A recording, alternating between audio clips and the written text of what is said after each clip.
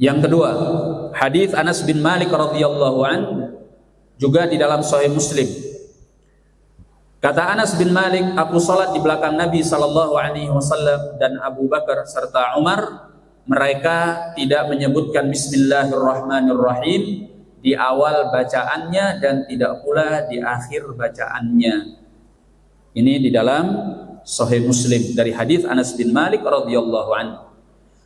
Berarti ketika Nabi, Abu Bakar dan juga Umar membaca surat Al-Fatihah, mereka tidak menyebutkan bismillahirrahmanirrahim dalam bacaan yang jahriyah. Maka ini ada makna yang menunjukkan bahwa Al-Basmalah bukan dari surat Al-Fatihah. Nah, lalu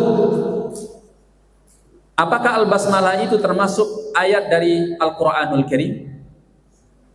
Jawabannya iya. Ya.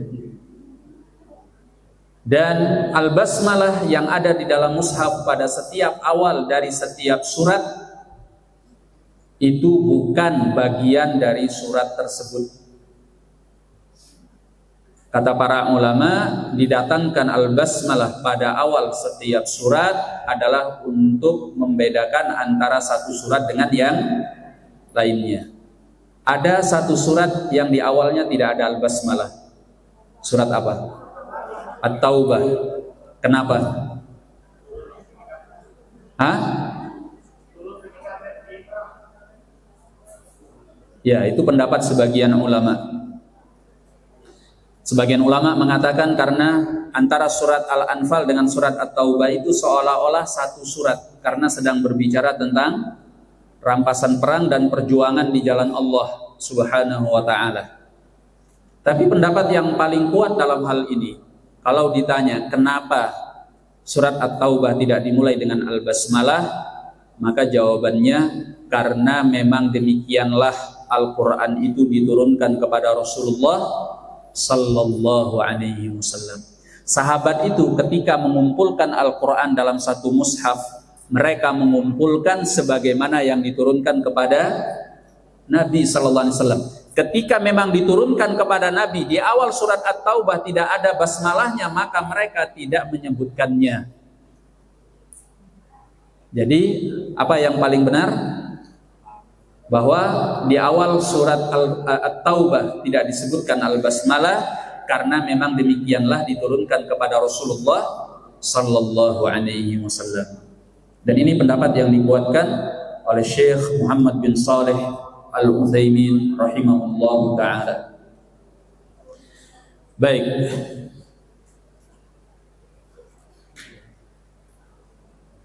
Bagaimana orang yang tidak mampu membaca surat Al-Fatihah di dalam sholatnya, seperti seorang mu'allaf yang belum hafal surat Al-Fatihah, padahal membaca surat Al-Fatihah itu adalah ruknun min arkanis sholah, rukun dari rukun-rukun sholat yang tidak boleh ditinggalkan. Menurut kesepakatan para ulama, orang yang tidak bisa membaca surat Al-Fatihah di dalam sholatnya tetap sah selama memang dia tidak mampu untuk membacanya. Ya. Mungkin karena dia belum hafal, ya. Atau karena dia buta huruf dan dia baru mulai akan sholat, sehingga dia belum sempat belajar dari lisan orang lain untuk menghafal surat Al-Fatihah. Maka kalau dia tidak bisa karena uzur, misalnya dia mu'allaf yang belum hafal atau seorang yang buta huruf belum hafal, maka sholatnya tetap sah dengan kesepakatan para ulama. Lalu apa yang harus dia baca kalau dia belum hafal surat Al-Fatihah? Kalau dia belum hafal surat Al-Fatihah, maka dia boleh membaca zikir yang manapun sebagai gantinya. Ya, dia boleh membaca zikir yang manapun sebagai gantinya. Ini adalah mazhab Syafi'iyah dan juga mazhab Al-Hanabilah. dan dikuatkan oleh Syekh Abdul Aziz bin Baz dan Syekh Muhammad bin Saleh Al-Utsaimin rahimahumullah. Naam.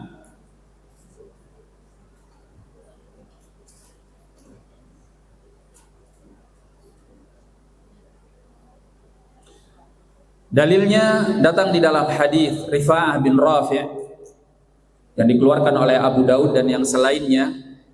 Nabi mengajarkan apabila engkau berdiri salat maka wudu'lah. Kemudian berdirilah untuk salat dan bacalah Quran yang bisa engkau baca.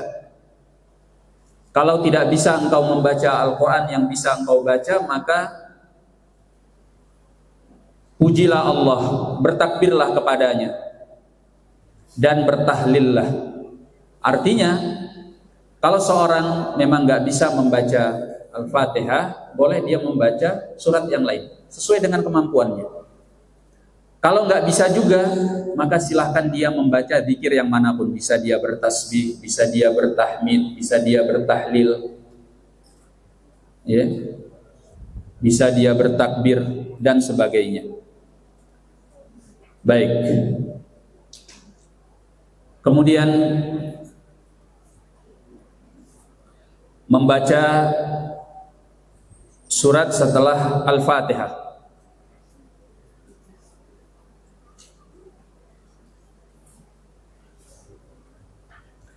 Membaca surat setelah Al-Fatihah adalah amalan yang sunnah. Amalan yang sunnah.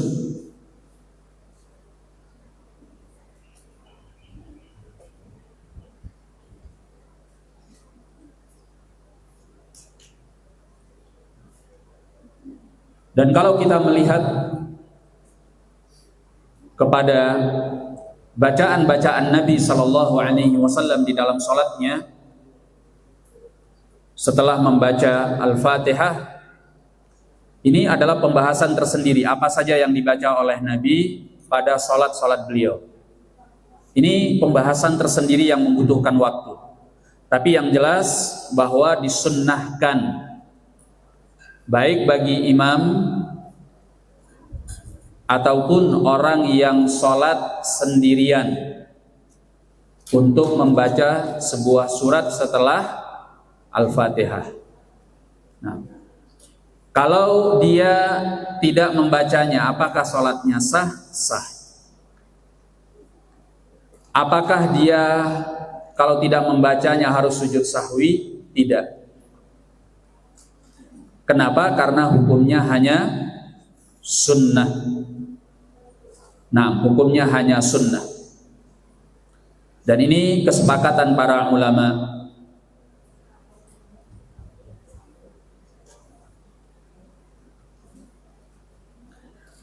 Baik. Adapun bagi makmum, kalau tadi bagi imam dan orang yang sholat sendirian. Adapun bagi makmum, kalau sholatnya sholat jahriyah, maka surat yang dibaca setelah Al-Fatihah dia tidak membacanya. Apa yang dia lakukan? Diam dan menyimak bacaan imam. Ya. Kalau sholatnya sirriyah, maka kembali kepada hukum asalnya. 2 rakaat yang pertama setelah surat Al-Fatihah pada sholat yang 4 rakaat hendaklah dia membaca surat. Ya. Kalau sholatnya 2 rakaat, ya dia membaca pada keduanya setelah Al-Fatihah. Hukumnya adalah sunnah. Nah, ini kalau sholatnya sholat sirriyah. Kemudian kita berpindah kepada masalah yang berikutnya, yaitu rukun.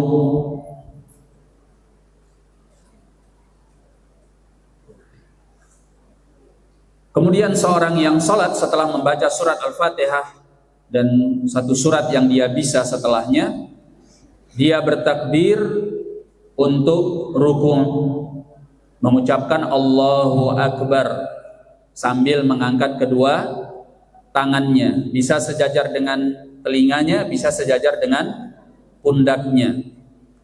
Lalu dia rukuk dalam keadaan punggungnya sejajar lurus dengan kepalanya, tidak mengangkat kepalanya dan tidak menundukkannya.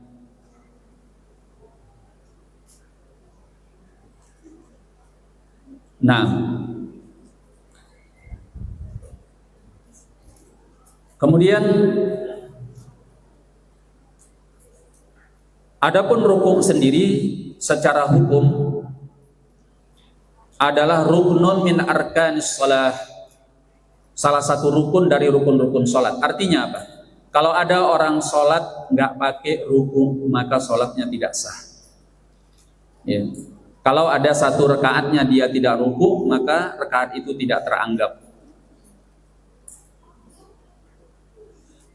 Dan ini sepakat para ulama bahwa rukuk itu adalah rukun dari rukun-rukun sholat. Dan tata cara rukuk seperti yang tadi telah kita sebutkan, punggungnya harus sejajar lurus dengan kepalanya. Kemudian dia meletakkan kedua tangannya pada kedua lututnya. Nah, ini adalah mazhab mayoritas para ulama. Datang di dalam hadis Zaid bin Wahab, kata beliau, aku melihat Hudzaifah ibnul Yaman pernah menegur seseorang yang rukuk dan sujudnya tidak sempurna. Kata Hudzaifah, ma shallait, engkau tidak salat. Walau mitta ala ghairil fitrah, kalau engkau meninggal di luar fitrah, kesucian seorang muslim. Nah, maka rukuk dan sujud itu harus sempurna. Artinya sempurna apa? Harus ketika rukuk dia benar-benar sampai dalam posisi rukuk. Jangan sampai ketika dia takbir dari berdiri, Allahu Akbar, dia berpindah kepada rukuk. Dia belum benar-benar rukuk. Lalu karena dia tergesa-gesa, terburu-buru, dia membaca Subhana Rabbiyal Azim langsung bangkit. Itu enggak sah. Karena rukuknya belum sempurna. Harus benar-benar sempurna dalam posisi rukuk, punggung yang sejajar lurus dengan kepala. Nah, datang di dalam hadis Abi Mas'ud Al-Badri radhiyallahu an yang dikeluarkan oleh Al-Imam At-Tirmidzi, An-Nasa'i dan yang selainnya, Nabi mengatakan, la tujzi'u salatur rajul, tidaklah sah salat seseorang hatta yuqima dhahrahu fir ruku'i was sujud, hingga dia meluruskan punggungnya ketika dalam rukuk maupun sujud. Nah,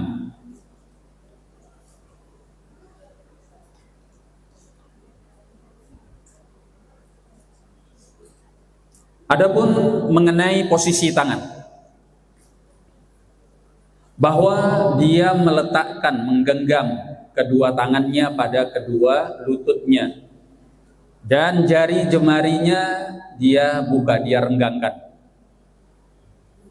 Ya.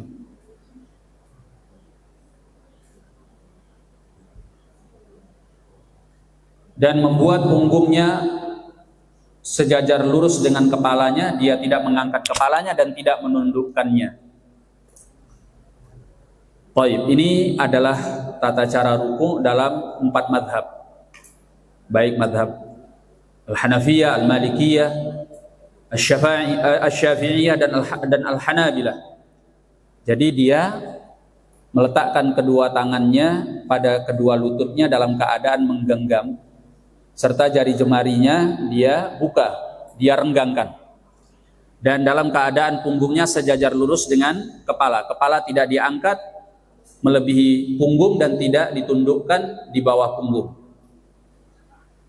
Nah, ini mazhab imam yang 4. Datang di dalam hadis Aisyah radhiyallahu anha di dalam Sahih Muslim, Nabi sallallahu alaihi wasallam kata Aisyah, apabila ruku' tidak mengangkat kepalanya dan tidak menundukkannya.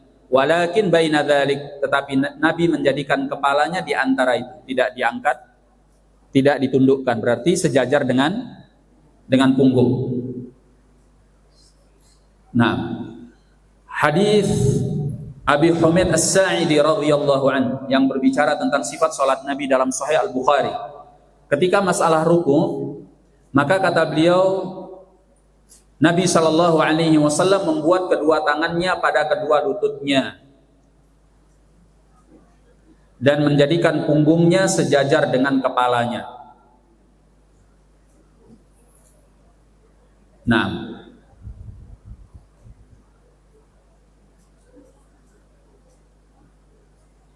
ini tata cara ruku'. Kemudian apa bacaannya? Bacaan ruku' yang paling ringkas adalah Subhana Rabbiyal Azim. Subhana Rabbiyal Azim. Baik. Dan menurut kebanyakan para ulama bahwa membaca tasbih ketika ruku' maupun sujud hukumnya adalah wajib. Maka ketika ruku' wajib dia membaca Subhana Rabbiyal Azim. Ini yang paling ringkas.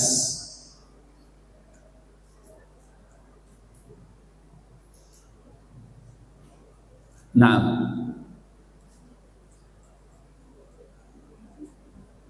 kemudian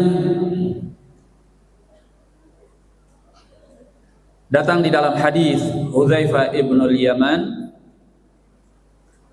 ketika berbicara tentang sifat salat Nabi, Nabi membaca ketika rukuknya Subhana Rabbiyal Azim dan ketika sujudnya membaca Subhana Rabbiyal A'la. Ya. Maka seseorang yang ruku' ataupun sujud minimalnya dia bertasbih dengan zikir yang singkat ini. Subhana Rabbiyal Azim dan Subhana Rabbiyal A'la. Berapa kali dia baca? Minimalnya 1 kali. Minimalnya 1 kali. Ini hukumnya wajib.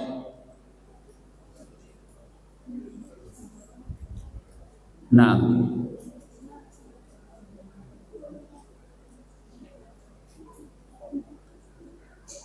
kemudian adapun zikir-zikir selain Subhana Rabbiyal Azim ketika ruku', yang kedua boleh dia membaca Subuhun Quddusun Rabbul Malaikati Warruh sebagaimana dalam hadis Aisyah radhiyallahu anha di dalam Sahih Muslim. Nah, ini juga ada tasbihnya. Subuhun artinya yang maha suci, Quddusun ya hampir mirip pengertiannya. Ya. Rabbul Malaikati Warruh. Ini juga singkat bacaannya. Ini dari hadis Hudzaifah ibnul Yaman di dalam Sahih Muslim. Bacaan yang ketiga boleh juga dia membaca apa yang disebutkan Aisyah radhiyallahu anha di dalam Sahih Al-Bukhari dan Muslim. Ketika rukuk dan sujud dia membaca apa yang dibaca oleh Nabi, Subhanakallahumma Rabbana wa bihamdikallahumma ghfirli. Subhanakallahumma Rabbana wa bihamdikallahumma ghfirli. Maha suci Engkau ya Allah, wahai Tuhan kami, dan dengan memujimu ya Allah ampunilah aku. Ya. Ini juga sering dibaca oleh Nabi sallallahu alaihi wasallam ketika rukuk dan sujud. Terutama setelah turunnya surat An-Nasr. Idza jaa nasrullahi wal fath wa ra'aitan nasa yadkhuluna fi dinillahi afwaja fasabbih bihamdi rabbika wastaghfir innahu kana tawwaba. Surat An-Nasr ini, kata Ibn Abbas di dalam tafsirnya, menunjukkan dekatnya ajal Rasulullah sallallahu alaihi wasallam. Ya. Karena kalau sudah datang pertolongan Allah, manusia sudah masuk ke dalam Islam secara berbondong-bondong, sudah selesai risalahnya. Apalagi tugas Nabi sallallahu alaihi wasallam selain itu? Maka ketika surat ini turun memberitakan tentang kemenangan beliau dan masuknya manusia ke dalam Islam secara berbondong-bondong, berarti apa? Tugasnya sudah selesai. Kalau tugasnya sudah selesai, ajalnya sudah dekat. Tapi lihat, coba perhatikan perintah di dalam surat ini. Ya. Ketika Allah sudah mengatakan idza jaa nasrullahi wal fath wa ra'aitan nasa yadkhuluna fi dinillahi afwaja. Pertolongan sudah datang, masuk, manusia sudah masuk Islam secara berbondong-bondong. Allah katakan fasabbih bihamdi rabbika wastaghfir. Maka sucikanlah dengan memuji Tuhanmu dan mohon ampunlah kepadanya. Kata Aisyah, makanya setelah surat ini Nabi sering membaca subhanakallahumma rabbana wa bihamdikallahumma ghafirli ketika rukuk dan sujud. Yata'awwalul Quran, beliau ingin mengamalkan tafsir dari Al-Quran tersebut. Oleh sebab itu, ini berarti sudah di akhir hayat bagi kita yang sudah usianya lumayan lanjut. Lumayan lanjut itu berapa? Paling tidak 40 tahun ke atas. Ya, karena umur kita paling maksimal 70 tahun. Kalau sudah 40 tahun ke atas itu sudah lampu kuning. Maka rukuk dan sujud, contohlah Nabi sallallahu alaihi wasallam sering membaca apa? Subhanakallahumma rabbana wa bihamdikallahumma ghafir. Bertasbih dan mohon ampun kepada Allah Subhanahu wa taala. Kenapa bertasbih dan mohon ampun kepada Allah? Karena ajalnya sudah tidak lama. Apalagi sekarang di akhir zaman banyak orang yang meninggal dalam usia muda. 40 tahun, 50 tahun, 60 tahun selesai. Baik. Kemudian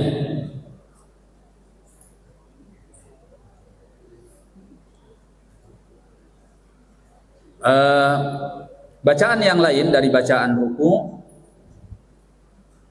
apa yang datang di dalam hadis Ali bin Abi Thalib di dalam Sahih Muslim, yaitu Allahumma laka raka'tu wa laka amantu wa laka aslamtu khasha'a laka sam'i wa basari wa mukhi wa 'azami wa 'asabi. Ya Allah, untukmu aku rukuk, kepadamu aku beriman, dan untukmu aku mempasrahkan diri, tunduk kepadamu pendengaranku, penglihatanku, pikiranku, tulangku, dan urat sarafku. Ini juga sahih dari bacaan Nabi sallallahu alaihi wasallam. Allahumma laka raka'tu wa laka amantu wa bika amantu wa laka aslamtu khasha'a laka sam'i wa basari wa mukhi wa 'azami wa 'asabi.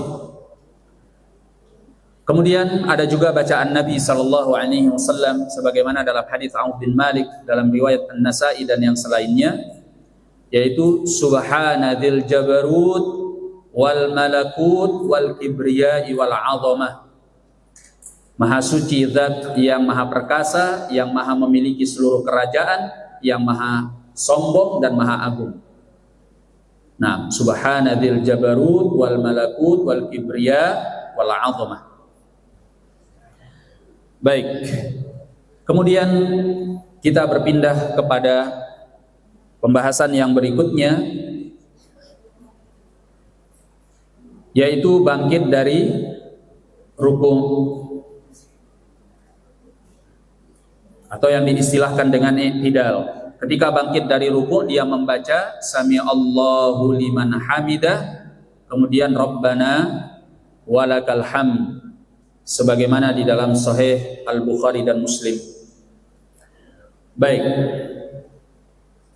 Mengenai bangkit dari ruku, tadi sudah kita bahas bahwa salah satu tempat di mana seseorang bertakbir dan mengangkat kedua tangannya adalah ketika dia bangkit dari ruku. Nah, bangkit dari ruku bukan bertakbir ya, tapi mengucapkan apa? Sami Allahu liman hamidah. Nah, artinya Allah mendengar bagi orang yang memujinya.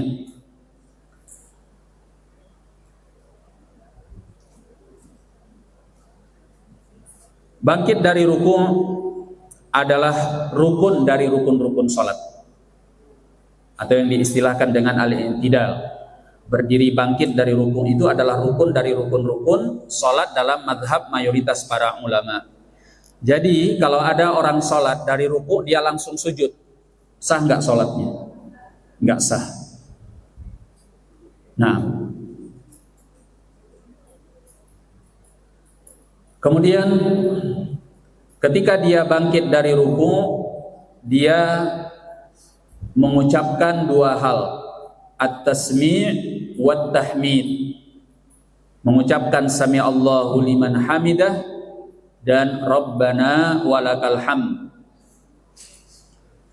Di sini para ulama berbeda pendapat mengenai hukum mengucapkan sami Allahu liman hamidah, Rabbana walakal hamd. Pendapat yang kuat wallahu a'lam bissawab bahwa mengucapkan sami Allahu liman hamidah, Rabbana walakal hamd adalah wajib.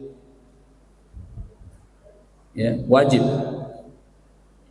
Dan ini pendapat dari kalangan ulama Al-Hanabilah dan dikuatkan oleh Syekh Abdul Aziz bin Baz, Syekh Ibn Utsaimin dan juga Syekh Muhammad Nasiruddin Al-Albani rahimahumullah karena kekuatan dalilnya. Ya. Pertama, hadis Abi Hurairah di dalam Sahih Al-Bukhari dan Muslim, Nabi mengatakan idza qala al-imam sami Allahu liman hamidah, bila imam mengucapkan sami Allahu liman hamidah, faqulu, maka ucapkanlah Rabbana walakal hamd.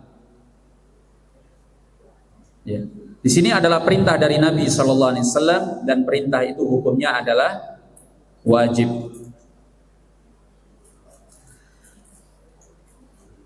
Nah, kemudian alasan yang kedua kenapa itu wajib, karena Nabi tidak pernah meninggalkannya. Alasan yang ketiga, karena mengucapkan sami Allahu liman hamidah itu adalah zikir perpindahan dari ruku kepada i'tidal. Ya. Dan hukumnya adalah wajib. Kewajiban di dalam sholat dengan sunnahnya sholat bedanya apa?